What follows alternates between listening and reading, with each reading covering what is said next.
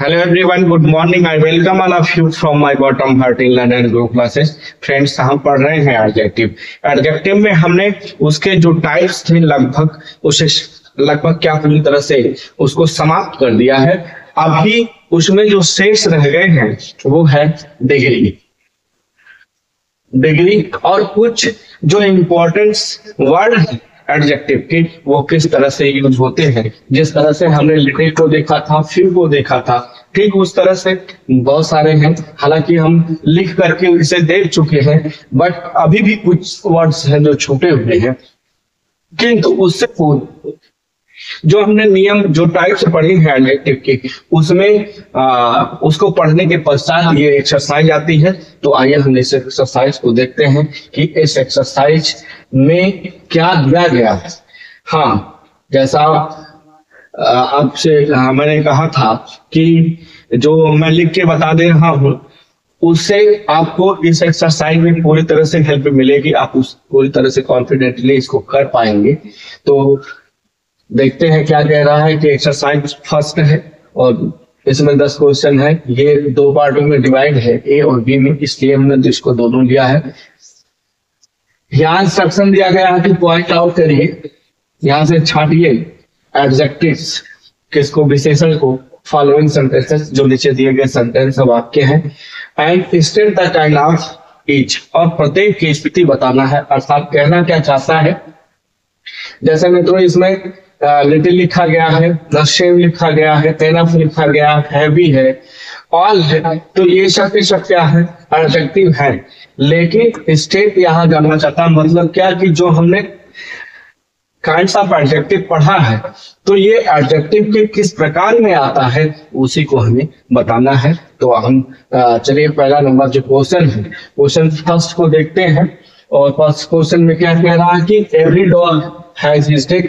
इस क्वेश्चन से मुझे अपनी गलती का एहसास होता है जो मैंने कर दिया है। जब मैंने आपको डिस्ट्रीब्यूटिव प्रोनाउन पढ़ाया था तो उस डिस्ट्रीब्यूटिव प्रोनाउन में ही ये आता है ईच, एवरी, आइदर और नाइदर। उसमें मैंने जब एवरी से रिलेटेड आपको एग्जाम्पल दिया था तो सेम यही एग्जाम्पल दिया था, बस मैंने वहां मिस्टेक क्या की है, गलती क्या की है, वो उस गलती को मैं एक्सेप्ट करता हूं, आपसे सॉरी बोलता हूं और उसे आप इम्प्रूव कर लेंगे, इम्प्रूव जाके कर लेंगे। एवरी डॉग हिज डे मैंने लिखा है लिखना, वहां पे मेरी ध्यान से उतर गया और मुझे लगा कि मैं लिख दिया हूं। जब बाद में देखा है मैंने तो वो मिस्टेक मुझे मिली है, तो उसके लिए सॉरी। इसे आप वहां जाके करेक्ट कर लीजिए जब इसे पढ़ रही है। तो यहाँ पे हम जो एवरी है, एवरी कैसा है, जैसे मैंने यहाँ पे जिक्र कर दिया, कैसा है, डिस्ट्रीब्यूटिव एडजेक्टिव है। ये डिस्ट्रीब्यूटिव एडजेक्टिव के अंतर्गत आता है और इसमें एक एडजेक्टिव और यूज किया गया है, वो है ईच। हालांकि इसको हमें बताने नहीं है, यहाँ पे हमें बताने है सिर्फ एवरी को। बहरहाल हम इसे भी जान लेते हैं कि डे जो है वो नाउन है, प्रत्येक कुत्ते का अपना दिन होता है। तो ये जो हिज है ये कैसा एडजेक्टिव हो, तो आपने पॉसेसिव एडजेक्टिव पढ़ा, उस पॉसेसिव एडजेक्टिव के अंतर्गत ये आता है हिज। तो इस तरह से 2 एडजेक्टिव थे, एक एवरी और एक हिज। बताना हमें किसे था, सिर्फ और सिर्फ एवरी को। अब नेक्स्ट नंबर पे है the little boy drank a little milk. यहाँ जो मिल्क है वो नाउन है, इसका मतलब होता है दूध, और ड्रैंक मतलब पीना होता है, जो ड्रिंक का सेकंड फॉर्म है, और बॉय मतलब लड़का, लिटिल।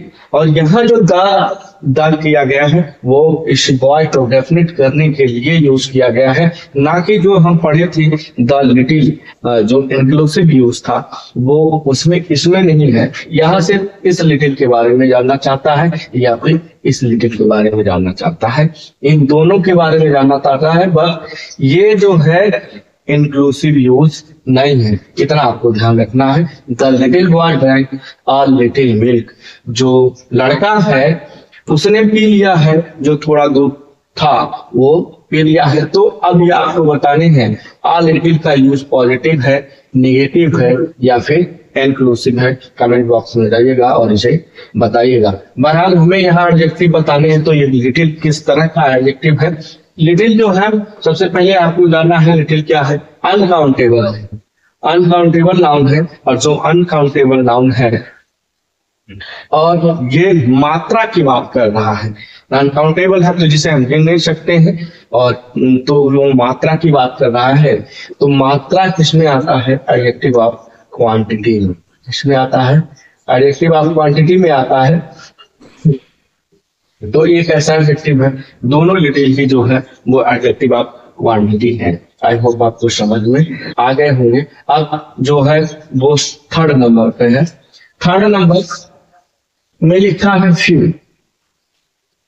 फ्यू की बात कर रहा है कि a few students are really intelligent. तो इंटेलिजेंट मतलब बुद्धिमान होता है, बुद्धिमान, और रियली मतलब वास्तव में, वास्तव में, और स्टूडेंट मतलब विद्यार्थी। यहाँ पूछा जा रहा है फ्यू को कि फ्यू कैसा एडजेक्टिव है। तो हमने जब लिटिल और फ्यू पढ़ा था तो लिटिल को अनकाउंटेबल और फ्यू को काउंटेबल नाउन में देखा था। तो जहां जब काउंट करेंगे तो ये नंबर में आ जाएगा, न्यूमेरल एडजेक्टिव है। ये क्या है? एडजेक्टिव ऑफ नंबर या न्यूमेरल, न्यूमेरल एडजेक्टिव कह सकते हैं, चाहे एडजेक्टिव ऑफ नंबर कहें, तो दोनों बात एक ही है। तो इसे आप एडजेक्टिव ऑफ नंबर। फिर आर रियली, रियली जो है यहाँ पर ये एडवर्ब है, और इंटेलिजेंट ज्यादा, इंटेलिजेंट एडजेक्टिव है कि तो इसे पूछा नहीं गया है, बट अगर तुम इसे जानना चाहें तो इंटेलिजेंट बुद्धिमान है, तो ये एडजेक्टिव ऑफ क्वालिटी की बात कर रहा है। यहाँ ये अगर इसको बताना भी होगा तो ये क्वालिटी है, हालांकि पूछा नहीं गया है। अब नेक्स्ट नंबर देखते हैं। Recite the same poem again. Again मतलब होता है पुनः, पुनः ऐसे करके लिखिएगा, पुनः। और पोएम मतलब होते ही है कविता, और द सेम मतलब ठीक वही, और रिसाइट मतलब दोहराना, दोहराना या रिपीट करना या याद करना। रिसाइट द सेम पोएम, याद करिए उसे, ठीक उसी पोएम को। तो यहाँ पे पूछा जा रहा है कि जो सेम है ये किस तरह का एडजेक्टिव है। तो हमने इसे जब देखा था द सेम को, हम दो जगह इसका यूज देखे हैं। एक तो इसको द सेम को हमने देखा एम्फेटिक में, कि एम्फेटिक यूज भी होता है कि कभी कभी इसका एम्फेटिक यूज होता है। बट इस सेम को हमें यहाँ बताना है कौन सा एडजेक्टिव है। तो वो एडजेक्टिव है डेमोन्स्ट्रेटिव एडजेक्टिव के अंतर्गत आता है। सेम डेमोन्स्ट्रेटिव एडजेक्टिव के अंतर्गत आता है। तो द सेम जो है वो कैसा एडजेक्टिव है? डेमोन्स्ट्रेटिव एडजेक्टिव है। नेक्स्ट है whose shoes are torn। torn मतलब होता है फटना, ठीक है, torn फट जाना। तो इसका शूज जो है फटा हुआ है। यहाँ शूज क्या है? नाउन। शूज मतलब होता है जूता, और यहाँ पूछा जा रहा है व्हिच, और यहाँ क्वेश्चन मार्क लगा है, तो इसे बताने की आवश्यकता नहीं है। जहां क्वेश्चन मार्क लगा होगा वो सीधे सीधे क्या हो जाएगा? Interrogative adjective. तो ये व्हिच क्या है? Interrogative adjective. कैसा एडजेक्टिव है? Interrogative adjective. अब नेक्स्ट नंबर पे है, नेक्स्ट नंबर पे है वो 6 नंबर पे है। 6 नंबर का क्वेश्चन लिखा हुआ है the young man had enough rice. The young man had enough rice. Rice मतलब होता है चावल। एनफ तो पूछा गया है कैसा है ये, और young man, the young man had enough rice. तो जो एनफ है वो किस तरह का एडजेक्टिव है, इसे हमें बताना है।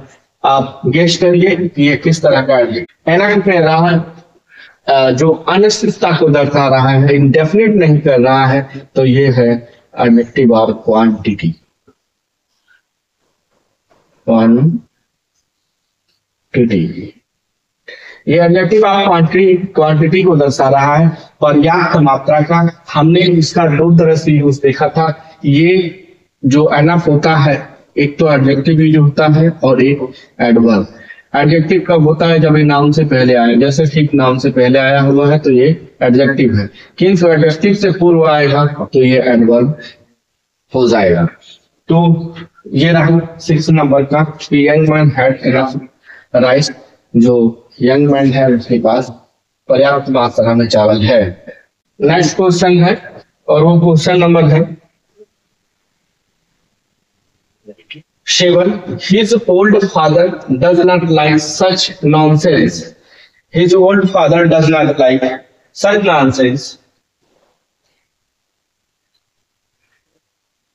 तो यहाँ पे his old father father noun है, और his old father बताना किसको है हमें, यहाँ से बताना हमें सच को। तो सच नॉनसेंस मतलब का जो है वो क्या है, नाउन है। ये कैसा एडजेक्टिव है, तो ये डेमोन्स्ट्रेटिव एडजेक्टिव है। कैसा एडजेक्टिव, ये डेमोन्स्ट्रेटिव एडजेक्टिव है। हिज ओल्ड फादर, अगर ओल्ड को हम कहें तो ये क्या बता रहा है, क्वालिटी बता रहा है। कैसा है वो, ओल्ड है, बूढ़ा है, तो ये एडजेक्टिव ऑफ क्वालिटी है। His old father does not like such nonsense, उसके जो बूढ़े दादा है डज नॉट लाइक पसंद नहीं करते हैं ऐसे नॉनसेंस को, ऐसे नॉनसेंस को पसंद नहीं करते हैं। नेक्स्ट है ऑल मेन आर मॉर्टल, सभी व्यक्ति जो है वो नश्वर है। तो यहाँ पे पूछा जा रहा है कि ये ऑल जो है वो किस तरह का एडजेक्टिव है, तो ऑल जो है वो न्यूमेरल एडजेक्टिव है। कैसा है एडजेक्टिव, आप नंबर कहें हम चाहे न्यूमेरल एडजेक्टिव कहें, बात एक ही है। नेक्स्ट और वो है 9 नंबर का क्वेश्चन, और 9 नंबर के क्वेश्चन में लिखा गया है कि these silken saris are costly. तो सिल्कन साड़ीज, ये दीज सिल्कन साड़ीज यहाँ पूछा जा रहा है। तो ये दीज को पूछ रहा है कि किस तरह का है। तो दीज जो है हमने दिस दैट दिस को पढ़ा था किसमें, तो डेमोन्स्ट्रेटिव में पढ़ा है। ये वहां जो संकेत वाचक सर्वनाम होता है उसमें पढ़ा है, तो ये डेमोन्स्ट्रेटिव है। और सिल्कन क्या है, इसकी क्वालिटी है। और यहाँ कॉस्टली है, बहुत महंगी है। तो यहाँ एडजेक्टिव पूछेगा 1, 2 और 3 है, बट यहाँ बताने सिर्फ और सिर्फ हमको दीज को है। तो ये आपको समझ में आ गया होगा, डेमोन्स्ट्रेटिव एडजेक्टिव की बात कर रहा है।